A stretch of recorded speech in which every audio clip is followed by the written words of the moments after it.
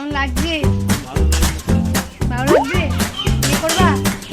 বিয়ে করবা? তো আমার বর আমাকে বকছে, বলছে তুমি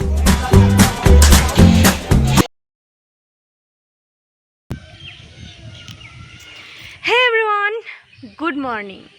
তোমাদের প্রত্যেককে স্বাগত জানাই আমার আরেকটা নতুন ভিডিওতে। আমি এই জাস্ট ঘুম থেকে উঠে ছাদে এলাম ব্রাশ করে। এখন বাজে সকালে 6:30 অ্যান্ড আমি এখন রেডি হয়ে বেরিয়ে যাব একটা চ্যালেঞ্জ ব্লগ করতে। তো আমাকে আমার এক সাবস্ক্রাইবার চ্যালেঞ্জ করেছেন যে খুব সুন্দর করে সেজে বেনারসি শাড়ি পরে আমাকে যেতে হবে সবজি মার্কেটে, গিয়ে কিনতে হবে সবজি এবং আর কিনতে হবে মাছ, এবং পাবলিক রিঅ্যাকশন আমাকে ক্যাপচার করতে হবে। তো আমি ভীষণ নার্ভাস, তার কারণ এটা হচ্ছে একটা পাবলিক চ্যালেঞ্জ। আমাকে মানুষের মাঝখানে যেতে হবে এবং টোটালি অচেনা মানুষ এবং প্রচুর ভিড়ের মধ্যে যেতে হবে। তোমরা থাকো আমার সঙ্গে অ্যান্ড দেখো যে আমি চ্যালেঞ্জটা কী করে কমপ্লিট করি, মানে আদৌ কমপ্লিট করতে পারি কি না। So let's get started.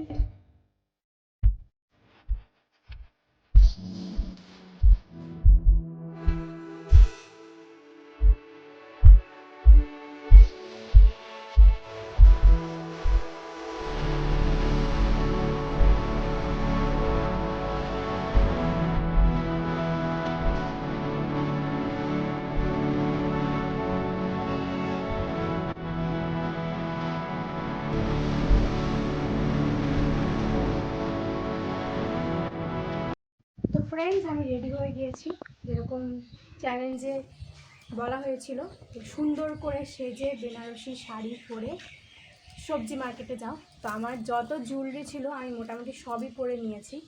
এখন যাব আমি মার্কেটে। এখানে 3টে মার্কেট আছে, নাকি 2টো মার্কেট আছে, যাই হোক যতগুলো মার্কেট আছে সবজি আমি সবগুলোতে যাব অ্যান্ড দেখবো যে পাবলিক রিঅ্যাকশান কী হয়। সেকেন্ডলি, আমার ভীষণ নার্ভাস লাগছে বিকজ আমি কোনো দিনও সবজি মার্কেটে সবজি বাজার করতে যাইনি। 1-2বার গিয়েছি, তা আমার বরের সঙ্গে, সেটাও ও বাজার করেছে, আমি জাস্ট দেখেছি কারণ আমার দেখতে খুব ভালো লাগে। তো আজকে এই গেট আপে গিয়ে চাই না কী করবো, নার্ভাস হবো কি না, অ্যান্ড আনকমফোর্টেবলও লাগছে, কিছু কিছু লজ্জাও লাগছে, অ্যান্ড কী বলবো আর কি, অদ্ভুত লাগছে আমার নিজেকে যে আমি এইভাবে এখন সকাল 7:30টার সময় যাচ্ছি সবজি বাজারে। তো সবটাই তোমাদের জন্য। চলো দেখা যাক যে পাবলিকের কী রিঅ্যাকশান। তো আমরা মার্কেটের সামনেই চলে এসেছি, মানে যেটা তিহট্টের বড় বাজার। তো চলো ঢোকা যাক মার্কেট। তো টুকটুক করে আমি এই সবজি মার্কেটে ঢুকলাম, কিন্তু সবজি মার্কেটে ঢুকেই কেন জানি না আমি নার্ভাস প্লাস কনফিউজড দুটোই হয়ে গিয়েছিলাম। আর এই সবজিওয়ালা কাকু আমাকে ঠিক যে সবজি নিতে বললেন আমি ঠিক তাই নিলাম, কিন্তু না আমি কোনো দাম জিজ্ঞেস করলাম, না আমি কোনো মাপ জিজ্ঞেস করলাম।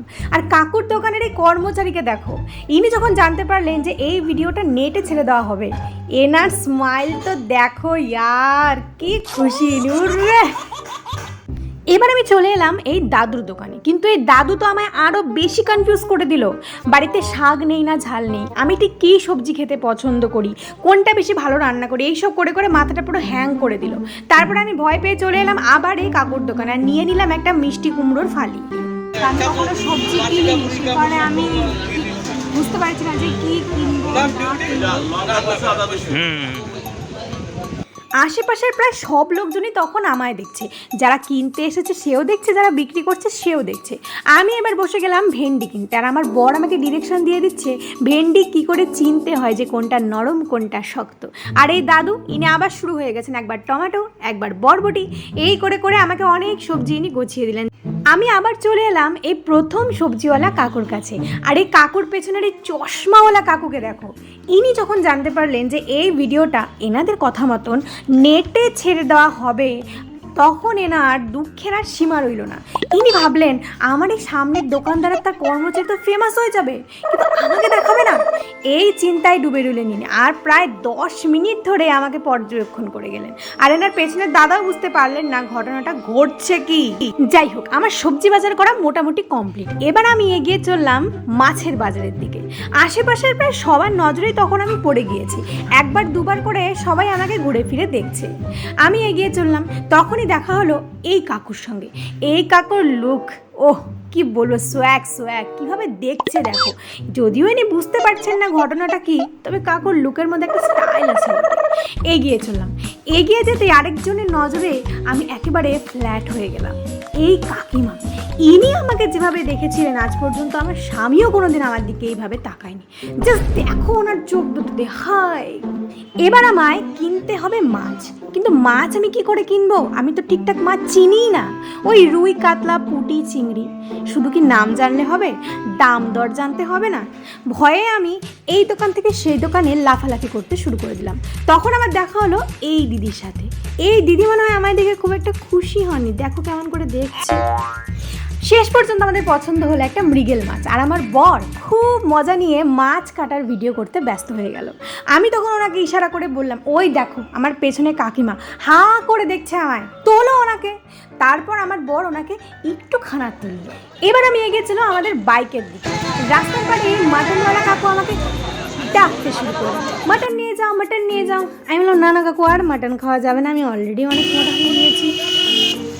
আরেকটু সামনে এগোতেই আমার দেখা হলো এই কাকুর সাথে। ইনি আমাকে যেভাবে দেখলেন যেন এনার সামনে সাক্ষাৎ কোনো এলিয়েন দাঁড়িয়ে আছে। সামনে থেকে দেখে ওনার মন ভরলো না, তো ইনি ঘাড় ঘুরিয়ে আবার পিছন থেকেও দেখে নিলেন। আর এই সামনের এই কাকুকে দেখো, আর রে রে রে রে নিজের বাচ্চাকে কি করে কোলে তুলছে, আমাকে দেখতে গিয়ে বাচ্চাটাকে কীভাবে কোলে তুলবে সেই ধ্যানটাও এনার নেই। শুধু সবজি মার্কেট না, আশেপাশে প্রায় সব দোকানের লোকই তখন আমাকে দেখছে। তো আমাদের বড় বাজার থেকে মোটামুটি যা কেনাকাটার আছে পাবলিক রিঅ্যাকশন নেওয়া হয়ে গেছে। এখন যাচ্ছে আরেকটা মার্কেট আছে সেখানে। তো মোটামুটি এখান থেকে সব কেনাই হয়ে গেছে, ওখান থেকে শুধু পাবলিক রিঅ্যাকশানই কিনবো।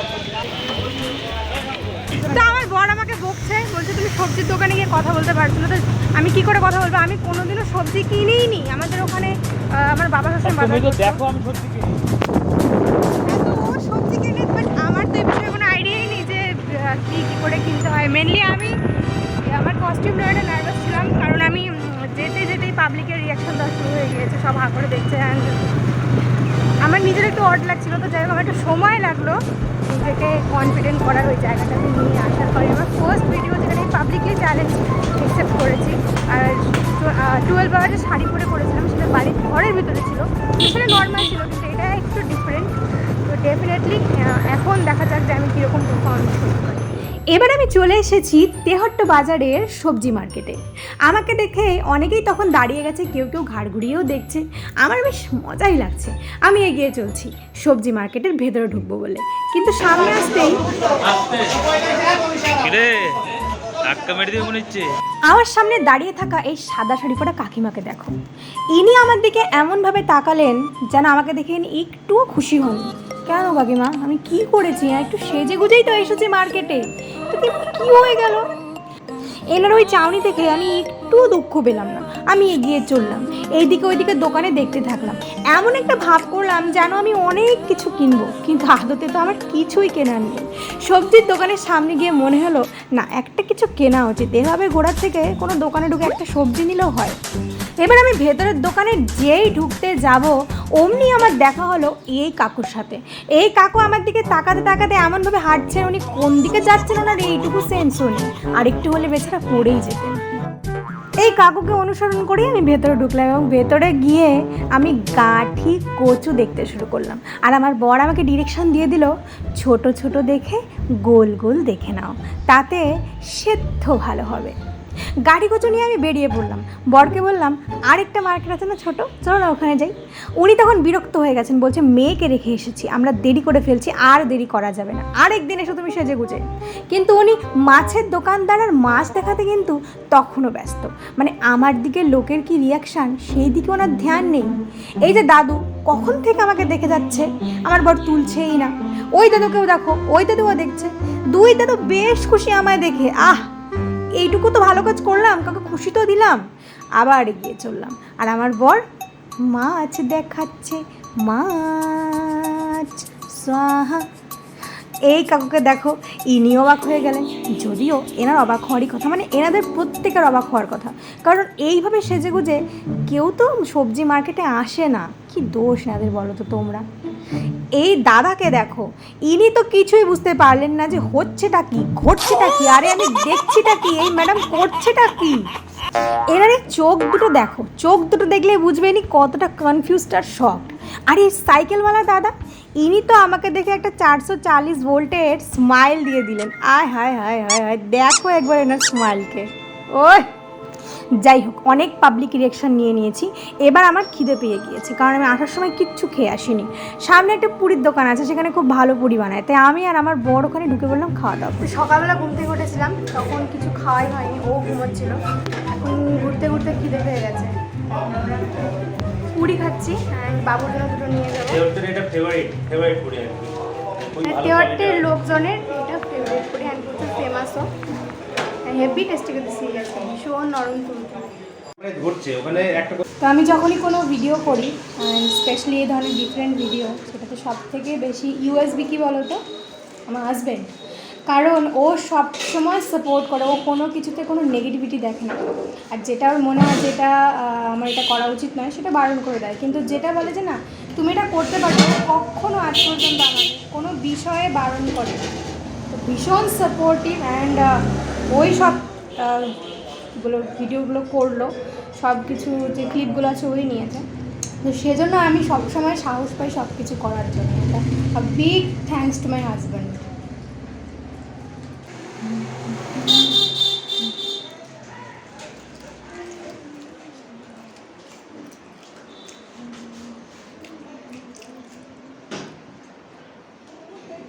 ওই জাস্ট বাড়িতে এলাম, ওই দেখো আমার মেয়ে, সামনে আসো।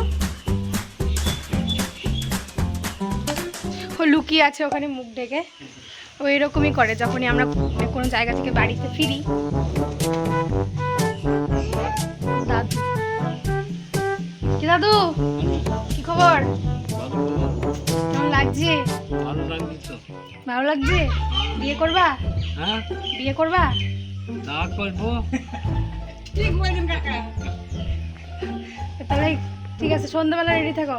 আচ্ছা আচ্ছা, আমি শাড়ি ঠাড়ি খুলবো না, গিয়ে ছাদ পাক ঘুরে নিবো। আচ্ছা ঠিক আছে। ভালো লাগে না? ওকে ভালো লাগে না? ওকে ভালো লাগে না? ঠিক আছে। দাদু আর আমাকে মানিয়েছে তো? কি সুন্দর মানিয়েছে গো। দাদু সত্যি খুব ভালো, দাদু কাছে চুমু খাই। হ্যাঁ, আমরা ডাক্তার দিকে চলে এলাম, তো ডাক্তার ইঞ্জেকশন দিয়েছে আমাকে, জানো? বলেছে আপনি এত সেজে এসেছেন কেন, আপনাকে 2টো ইঞ্জেকশন বেশি দেওয়া হবে।